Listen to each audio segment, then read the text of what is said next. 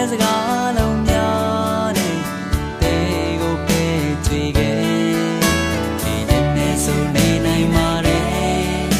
မောင်ဝင်လာတဲ့ဒီညတဲ့ရက်ဆက်တဲ့စကားလုံးများနဲ့တဲဟာပဲကြွေခဲ့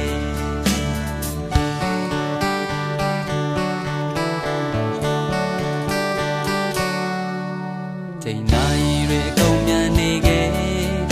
ရာသီတွေလည်းပန်းဆဲဆုံးသမ်းမဲ့မိကုန်များတဲ့အဲနှလုံးငါကြည်ခွေဒီချက်နဲ့ဆိုနေနိုင်ပါတယ်နာကျင်နေသူကိုတယောက်ထဲတမဲတဲ့လမ်းဝဲလေးတဲ့ကြောခိုင်းသွားခြင်းနဲ့တရားရီစာရွယ်ဟောင်းလေးများတဲ့မှာချိန်စာတင်လူ